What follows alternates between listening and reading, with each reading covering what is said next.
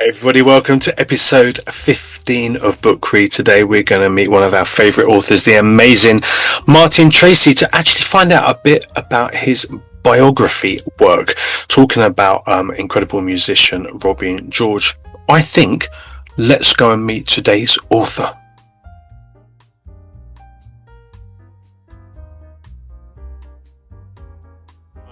Welcome back, Martin Tracey. How are you, sir? I'm good, thank you. Thank you for having me back, Jaden. It's a bloody pleasure, actually.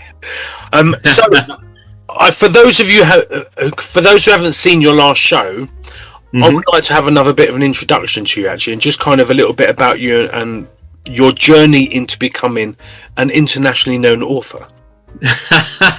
Well, thanks for the big up. International, I guess I am international, when you stop and think about it. Pinch myself moment. I suppose last time I focused a little bit more on the fiction side, because I'm actually a fiction and non-fiction author. And in case people had heard, I won't go too much over the same ground, but basically my first love was music. I was in a few bands, and my writing manifested mainly through songwriting. And then I just got to a point where I still liked writing songs, but I just felt there was a book in me, you know that old saying, everyone's got a book in them. And I had won a couple of competitions as a really little boy for my school, and they were national competitions in the UK, so it kind of gave me an inkling that from a young age I was all right with words. Don't ask me to do anything with numbers or physics, so that's not my boat at all. But words, okay, I can get by on this. And I wrote my first novel, which was about vampires taking over a soccer team, as you do. So that was a bit wacky. But then, because music has always kind of been central to even in my fiction writing, even though I write about horror and supernatural and all different things, conspiracy theories, I always have to have a musical element in there. And it morphed into actually writing some non-fiction stuff about music. So APS Publications, a guy I know you know, Andrew Spark, he's got this brainchild of using authors to write discographies. He calls them completed illustrated recordings, I think. Yeah, and he's got like loads of them now. So the kind of a suite of all these discographies of different bands and artists, and he uses authors to write about that. So that set me off. I've done one on George Michael, John Lennon, Amy Winehouse, Fuzzbox, which will bring me on something in a minute, Black Sabbath, a few others, Duran Duran. And talking of Duran Duran, I really kind of took off in the non-fiction way, because there's a lovely lady called Maggie K. DeMond. Hello, Maggie, if you're listening. You already had a book read, and she's coming on the Jaden show in the next couple of months. Oh, yeah, fantastic, Maggie. And she's probably going to read then from the Duran Duran on Sen. Yeah, we've already had that book read. That book read's already been out. Oh, you've had that book read? Yeah. Did you read? So I wrote the introduction. So I introduced her to Andrew, APS Publications again. Because she had all this vast amount of photographs that were just brilliant and iconic of the very early 80s, including the Rum Runner Club, which is where like the Duran Duran started off. And her brother Paul, who's sadly no longer with us, he captured these fantastic iconic images of Duran Duran on the cusp of fame. So they hadn't even like gone to the stratosphere of them now. So there's a vulnerability of them in them photos, which Paul managed to capture just through the lens. You know, it was no digital cameras then or nothing, was it? No photoshopping or nothing. And anyway, this book came about in 3 volumes of all these wondrous photos. And Maggie, who's a singer in Scarlet Fantastic as well, she wrote a foreword. So I guess that's what she wrote to you. She read to you, but actually another couple of forewords. One by Mulligan from a band called Fashion, who also played a Duran Duran, and one by Boy George, who was also on the scene actually. But I wrote the introductions to each book. So that was a really good gig for me. I really enjoyed doing that, and it was a privilege and everything. Then I got asked to do the Fuzzbox book, which I'm writing now. So Fuzzbox were a big girl band in the 80s. The most successful indie girl band who played their own instruments. They always tell me, and they were number one for a ridiculous amount of time. I love Pink Sunshine and Vic's Pink Sunshine. In a couple of weeks, actually. Yeah, Rules and Regulations was their very first single. That was number one in the indie charts. But yeah, Pink Sunshine, that Big Bang album, is when they became full blown. I'll come back and talk about them another time when their book's done. Working on. And so, but Vix is on the show in a couple of weeks, actually. Vix. So she chats about it as well. She's a So because I've done that with the Duran Duran book and getting a bit of a name for myself as non-fiction musical writing as well as fiction writing, and I was doing the Fuzzbox book. Vix actually was the sister-in-law of Robin George, when it became apparent that Robin wasn't going to be sadly too long for this world because he passed away in 2024, she had the brainchild of introducing myself and Robin because he'd done such a vast amount of music, and we were two lads from the same area, West Midlands, and she thought it would be a good gig for me and for him, for me to sort of harness his career and write his authorised biography. So that's how that came about, and I was privileged to do it, and that's the book I'm going to read from today and talk about today, and talk about Robin and some more, whatever you need me to do, Jaden. What was that like for you? Because obviously knowing that, an incredible artist, no one, I mean a few did, but not really as known as some, but so influential in the music scene, especially back in What was it like knowing that he hasn't got long left? So you're speaking to a dying man, trying to capture his life, as he saw it. That's a big responsibility, It is, you're not wrong. It is a big responsibility, and I was able to work with Robin for sort of a third of the book, if you like, 4 or 5 chapters, the first 4 or 5 chapters. Plus, he gave me some anecdotes that I could pull in later. So, there's some gems that he gave me about when he worked with Phil Lynott and Glenn Hughes and Robert Plant, etc. So, luckily, I'd actually got that from the horse's mouth, so to speak, from the guy himself.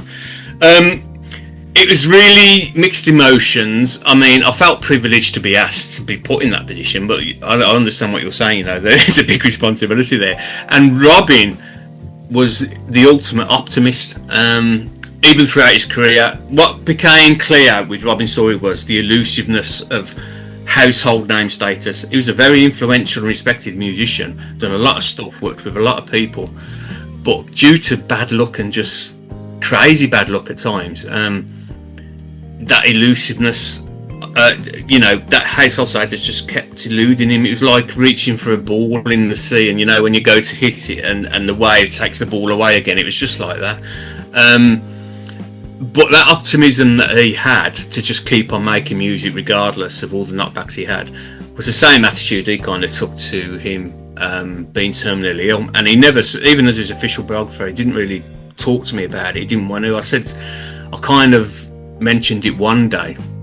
And when I took on the project, I really didn't know how long he had left, and it wasn't a discussion he and I had. From his point of view, it was just, it's a good time to write my biography, basically. And that's all. And he'd have loved to have been around to the very end of the last page. I know he would have. And in his mind, I wouldn't be surprised if he thought he was gonna be, even though he kind of knew the position he was in, but his positivity and outlook on life and his optimism always sort of overrid anything that was negative. So he thought we embarked on something together, and but inevitably he wasn't going to be there for the finish, unfortunately. I mean, it's quite in terms of biography writing, it's quite a quick turnaround within a year. But unfortunately, I didn't have that luxury of time with Robin to feed off him for a year or feed off each other. So it was. Once we lost him, I just had to find another way. He always had a very strong link to his fans, very, very much so, and it was always very accessible as an artist. he kind of didn't have the barriers there or the boundaries. He was happy for, people were chatting to him on Facebook and everything. Imagine talking to like your hero on Facebook as a one-to-one. He was happy to do that all the time and send signed CDs to people and all that. He was such a accessible, down-to-earth guy.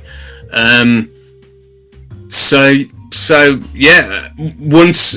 always wanted the fans to be a part of the book anyway, and I guess that became more so when he passed away, because we were relying them on memories and stories of other people, and also from the musicians he worked with.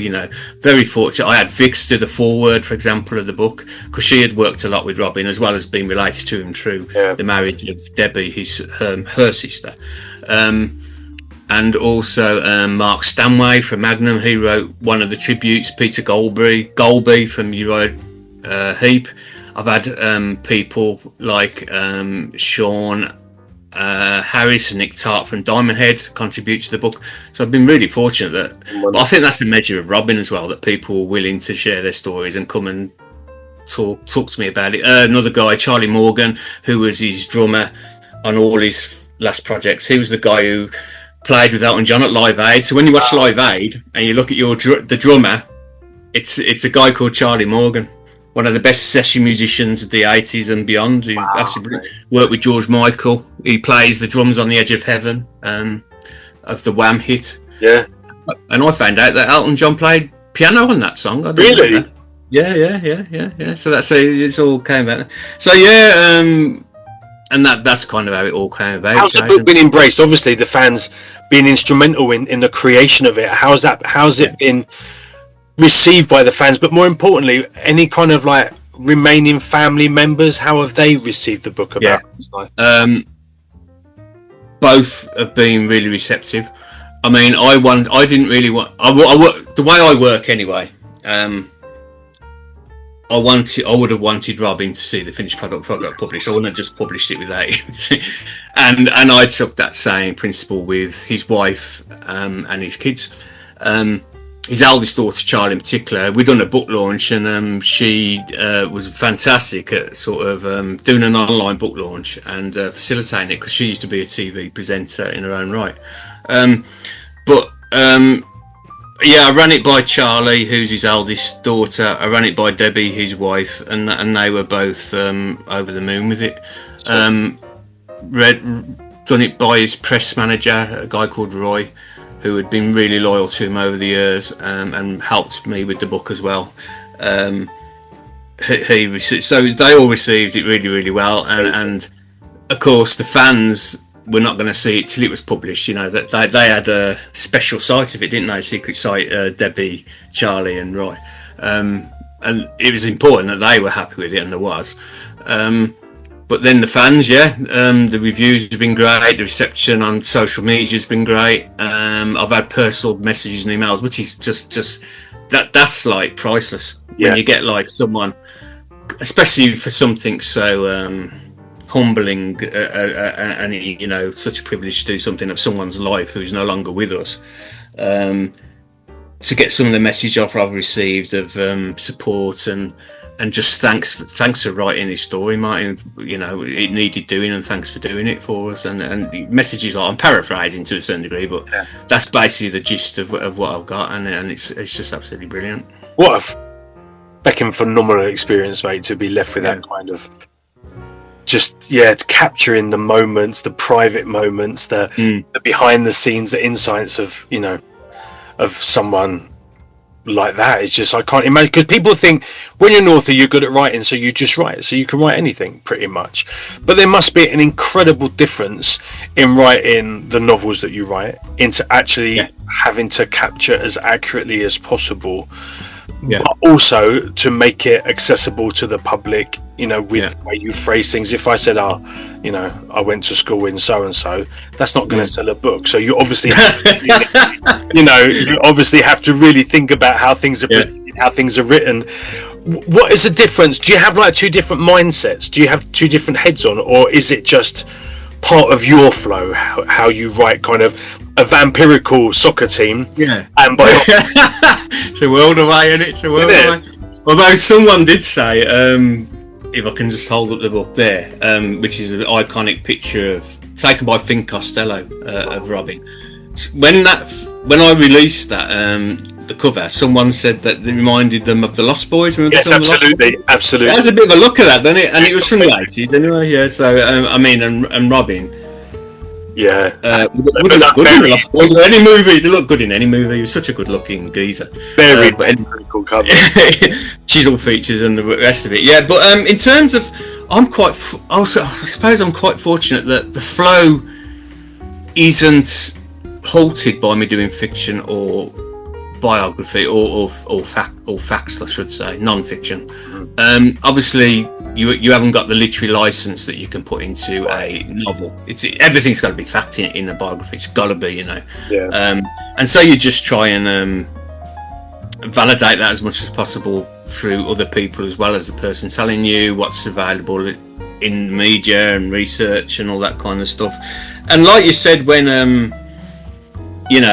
went to school, and that's not going to sell a book, but then it's how you present certain things that make a good story. And you don't make a good story for the sake of it, you know, it's all got to be truthful. But yeah. Robin, for example, he was the first person, and he might have been the only person, but he's definitely the first person to be expelled from Wolverhampton Boys Grammar School. So he had that accolade. Right. So for playing guitar at the back of his class, as you do. Oh, really?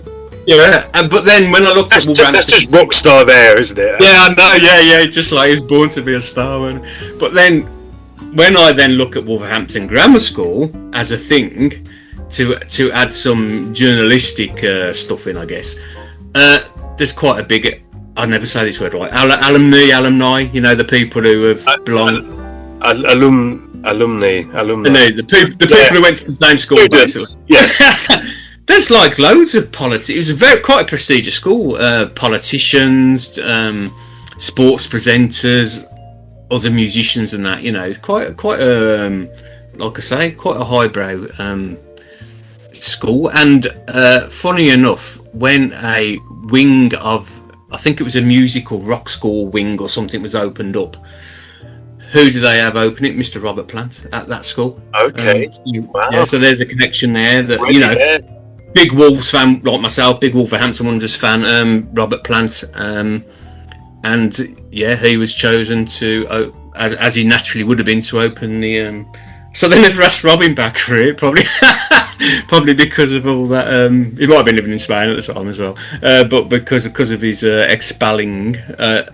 Or being expelled, but Robert Plant, yeah. But he worked with Planty later and knew Planty very well. So. Do you have a preference? Just going off track a little bit, or do you get a kick out of both kind of styles of writing, or do you have a?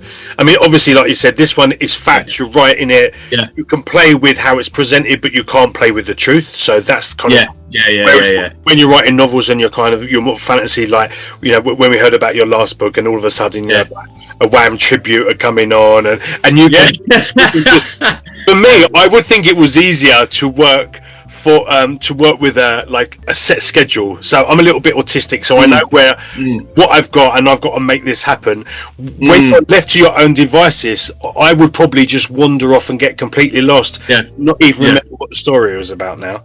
So do you have a preference, or not really? I mean, writing biographies, like, I want to continue it's having the time myself. So writing the Judge Stone series, for example, there's 2 books that I actually started before the Fuzzbox book and Robin's book, and they've been shelved because of the biographies. Now I'm not complaining, you know, the work I'm privileged to have, and I feel like with the biography side, you're when you've been commissioned to write authorized biographies, that's just a privilege, right.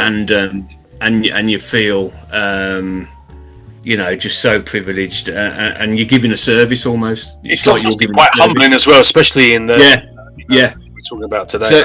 So there's similar principles, but there's also different ones involved. So you know, to be asked to do a gig like both them books, I just think that's brilliant. You know, you don't want nothing, and it's like it's kind of a nod to your ability as a writer, isn't it? That people put their faith in you to write their stories. Simple as that.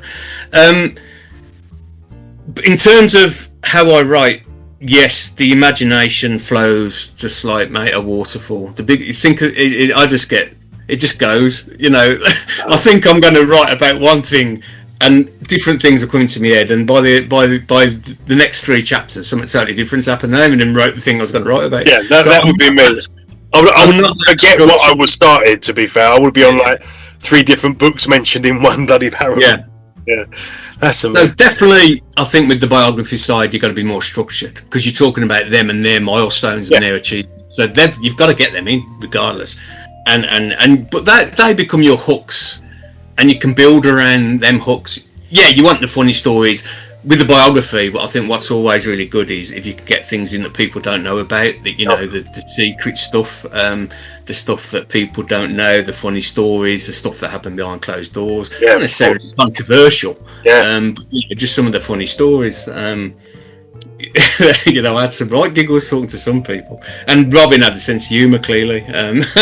When I speak to a lot of the different people, so it's horses for courses, I guess, mate. You just adapt and do what you got to do for that particular project you're working on. You know what I mean? So both are equal in your... Yeah, both equally. I would always love to be.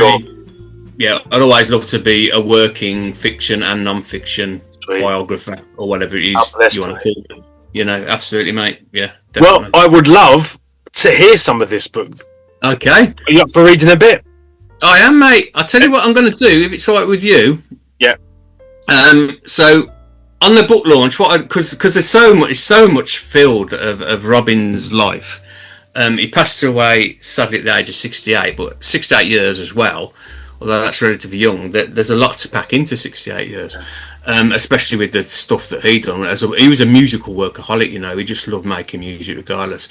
So what I've kind of done is picked out highlights, if that's okay. Absolutely. And it'll be, it'll touch on some of the people he's worked with, and we'll start from his beginning and go through some of the people he's worked with, some of his achievements, and then I'll just finish up. So if you're happy, I'll just read that. Absolutely, let's get on. Okay, so I am going to read different extracts, some highlights from the book Heartline, the authorised biography of Robin George, a book I was very privileged to be asked to write. So we'll start right at the beginning with chapter 1, The Young Wolverhampton. Robin George was born on the 8th of April 1956. Just days after Robin's birth, Elvis Presley would shake the world's core with his outrageous delivery of the song Heartbreak Hotel and change the face of music and youth culture forever. Once the Beatles joined in a few years later, a band Robin credits as being one of his major influences, the platform was firmly set for musicians like Robin George to flourish and rage against the machine of conformity in years to come. It was a plastic Beatles guitar given to him by his mum and dad as a Christmas present, setting him on his way to eventually master his craft. Robin owns the accolade of being the first pupil to be expelled from Wolverhampton Grammar School for boys in 100 years. Why? For playing his electric guitar in class, of course. Moving on to chapter 2, already writing history.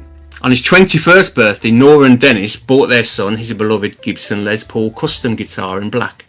When he later played with the band Magnum, he would have another Gibson Les Paul custom coloured in sunburst rather than black. In time, Robin became so synonymous with the BC Rich Bitch in particular that the BC Rich Bitch company presented him with 2 guitars to thank him for the prominent use of his signature guitar in so many of his own marketing campaigns. The single Too Late kick-started a 12-inch EP cum album of 6 tracks called History, released in 1983. The cover of History was taken by the great Finn Costello, who has also photographed the likes of Eddie Van Halen, Bruce Springsteen, Tina Turner, Ozzy Osbourne and so many more rock giants. In its rawest form, the photograph appeared on the cover of Kerrang! Magazine, issue number 51, and tricks the eye into thinking Robin is standing on the slant of a rock, or perhaps a mountain top or verge. In actual fact, Robin is photographed standing on top of a heap of rubbish. Robin explains, Finn literally always wanted early morning light for his photos, so we went to this rubbish dump in rush hour and buzzies were going past. People were looking out the buzz windows, seeing this guy playing guitar on a rubbish tip. Nevertheless, despite the challenging environment, Robin manages to look every inch the archetypal, posing 1980s rock star of the time, complete with guitar in hand, sleeveless leather jacket, boots and jeans. Oh, and the obligatory pout. Moving on now to chapter 5, Dangerous Music, which is really the kind of main era that that Robin became a star in his own right. Well, I'll read this chapter to you. Well, an excerpt from this chapter to you. Chapter 5, Dangerous Music. A sound review from the archives of one of Robin's shows, penned by the renowned Mary Ann Hobbs, no less, dated 8th of December 1984, 4 years to the day of John Lennon's tragic death. The headline is Gorgeous George, a headline often provided at the time for Wham's George Michael. Hobbs raves about Robin with his vivacious Munro pout, bowy cheekbones and wildcat eyes. Hobbs paints a picture of a bare village hall with minimal lighting, filled with hard-to-please headbangers and bikers in attendance. However, despite the pretty boy looks, Robin is massively accepted and storms not one, not two, but 3 encores. Heartline is referenced as a raunchy new single in Hobbs' assessment. A generous-sized photo of Robin in action at the gig completes the more than favourable review. Chapter 6, Bassman and Robin. Whenever I spoke with Robin about Phil, I always got a clear feeling from him that he was proud to have been connected with the adopted Irishman. His tone, however, always seemed to be laced with a distinct sense of loss. I first met Phil at the Lafayette in Wolverhampton when Lizzie played. I was leaning on the bar and he started chatting to me. The Lafayette hosted all the great rock bands and I had a residency there. He saw me perform and he told me that he really enjoyed my set. I said I enjoyed him and Thin Lizzy. The next thing I know, I was being auditioned for Thin Lizzy and I practiced the Live and Dangerous album all night. I didn't get the job, Snowy White got it. So that was that, I thought. But later when I met up with Phil again, properly, he told me that he had really wanted me in the band. So I started staying in his house, writing and recording. One of his girls said he was thrilled to work with me, which was nice. What we was writing was superb. Then just before Christmas we listened to the tracks on the way to the station. He said that he would work on them over Christmas and he asked, can I hang on to the tape? So I agreed and we planned to meet up again after the break. Then we lost Phil and then the tape got nicked. The tape really has disappeared into the ether. Allegedly some lady in Sweden has it. She won't let it go, but there are lots of rumours as to where that tape actually is.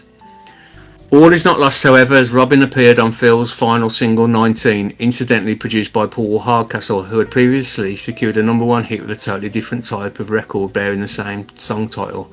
Subsequently, Phil Lynott asked Robin and Brian Downey to help reform Thin Lizzy. Chapter 9, Haunted and Overcome.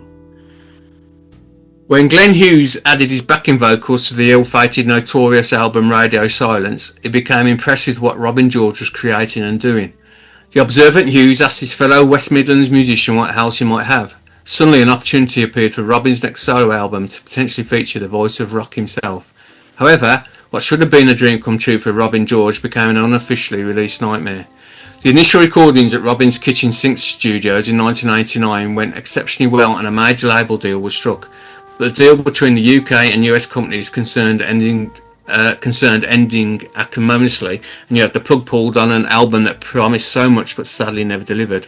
Until 2023 the recordings languished in the vaults. So in order to deliver Overcome, Robin visited the original recordings and provided the restorative care and mixing attention the tracks deserved.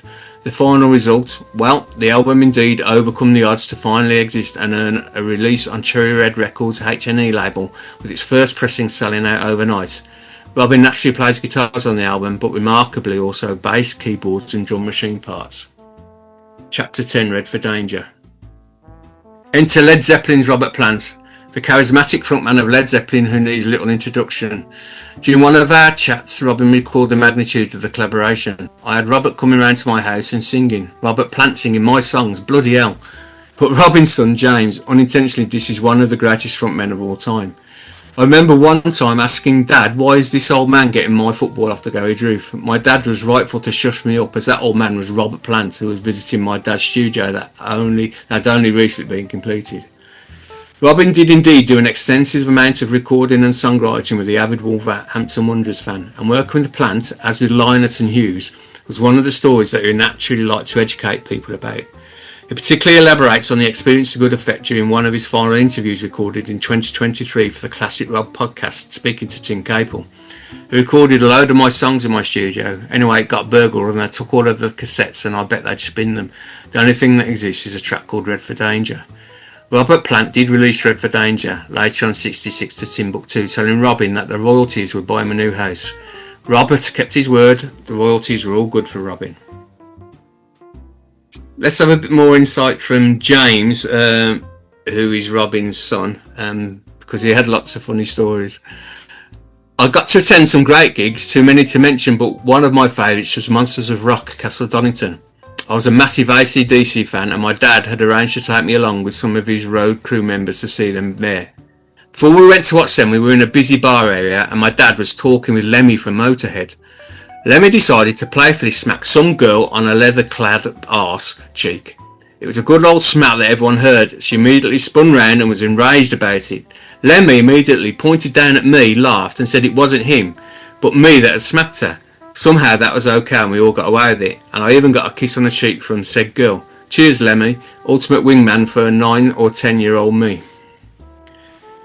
Robin was once linked to joining the global pop superstars Duran Duran when original guitarist Andy Taylor quit the band, a clear recognition of Robin having the two key ingredients that Duran Duran would have needed: devilish good looks and an immense ability to play guitar.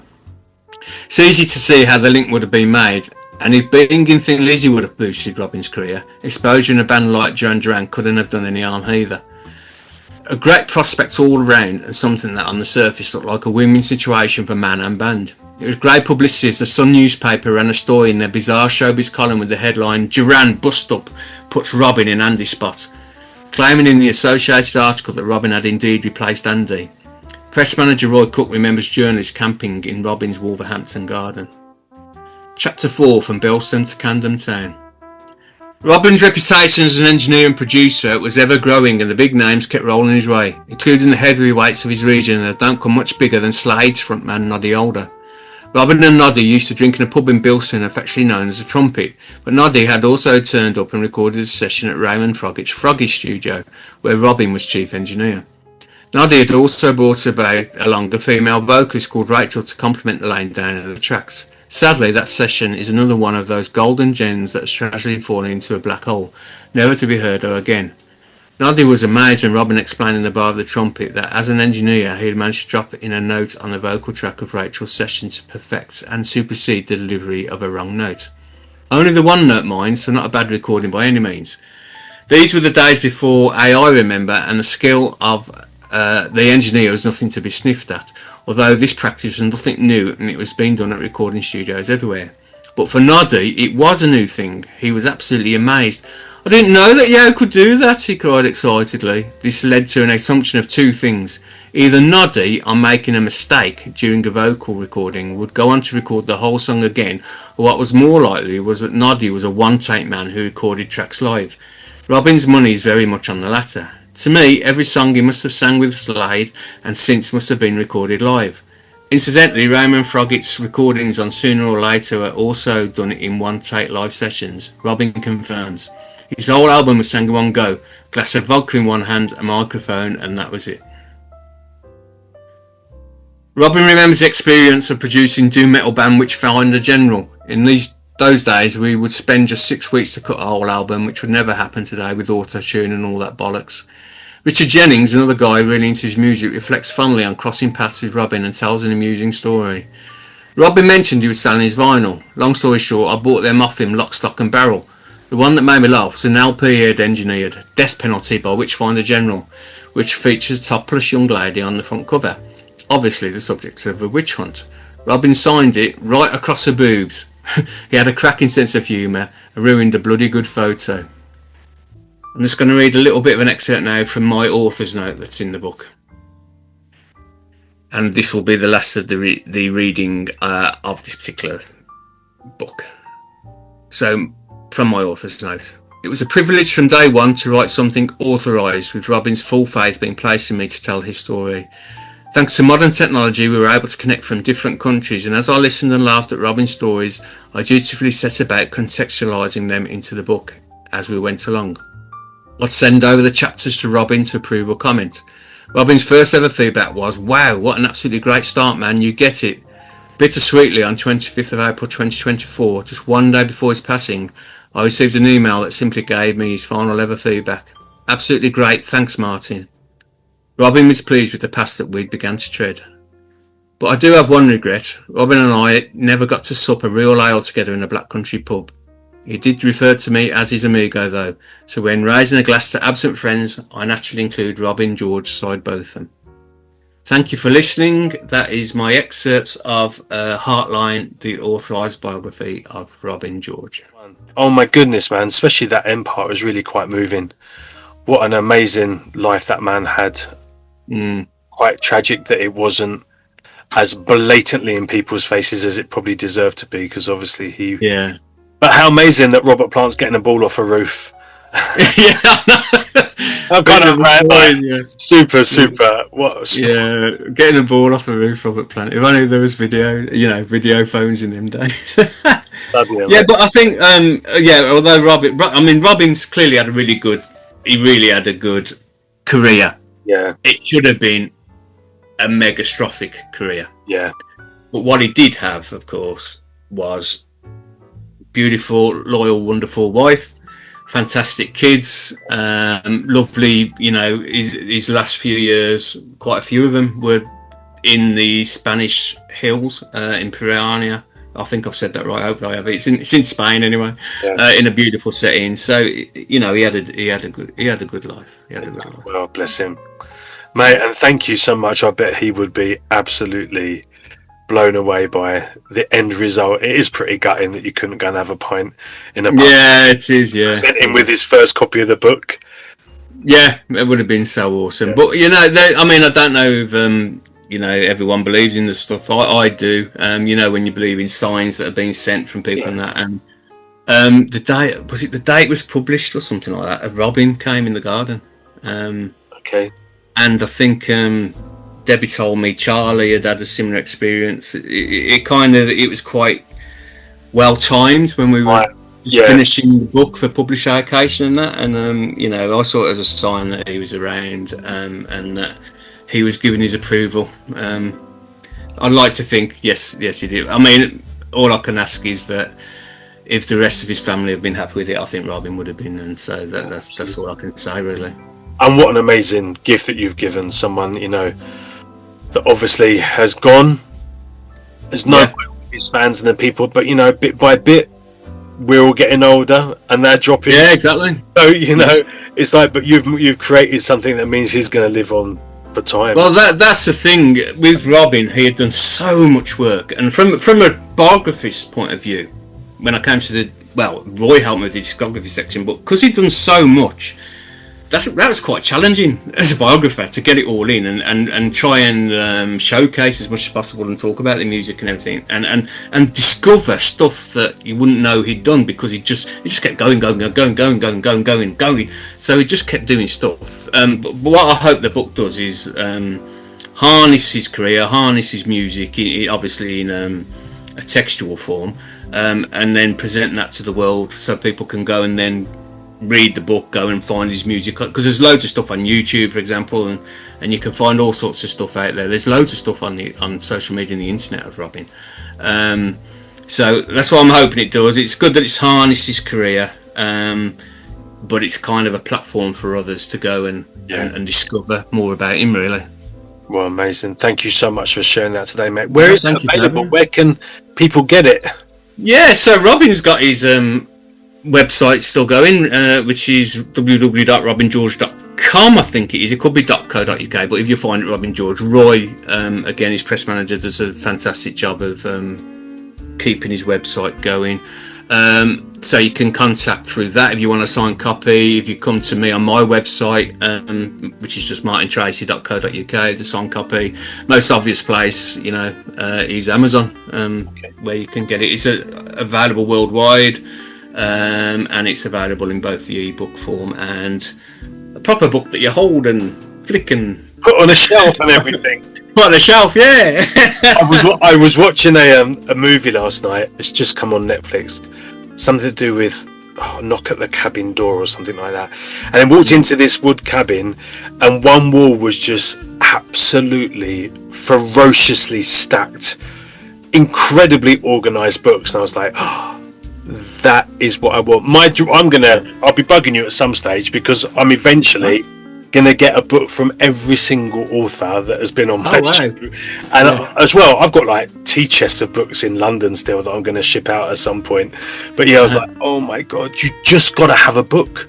There's nothing like it. Kindles are great. Don't get me wrong. It's good to have both. But book, that physical smell of pages book. Yeah. You can't believe it. Well, people at home, you've met him again. You've obviously enjoyed hearing about the book, so you know where to go and get it. Go and check on his website, go and check on Robin George's website, and go and check on Amazon as well. In fact, buy one from each, why not? Two of them. Yeah, why not? Yeah. That would be wonderful. Right, thank you so much. I'm looking forward to Jaden. Another book, another story, and we do need to book in that Jaden show. I forgot about that until then. Actually. Yeah, we do. Yeah, we need to, we're hearing about all these other artists, but you've done a fair old bit. So we need to be listening to you as well, mate. All right, mate. Well, Martin Tracey, thank you so much. We're in contact. I'll speak to you very soon. Pleasure's all mine. Thanks again, buddy. Bye-bye. Bye-bye. Martin, thank you so much for showcasing your wonderful book today. Thank you, lovely people at home, for checking out this episode. I really do hope you go and follow the links on the title page of this show, and not only support Martin on all of his social media platforms, but also to go and buy that book or download it onto your Kindle. It's going to be an awesome read and an amazing part of your collection. Thank you so much for joining us. Please like, please share, please comment, please subscribe, because it gives a bigger audience to all the authors and the artists that appear on this show. I thank you so much, and I'll see you on the next episode of Book Read. Take care. Bye bye.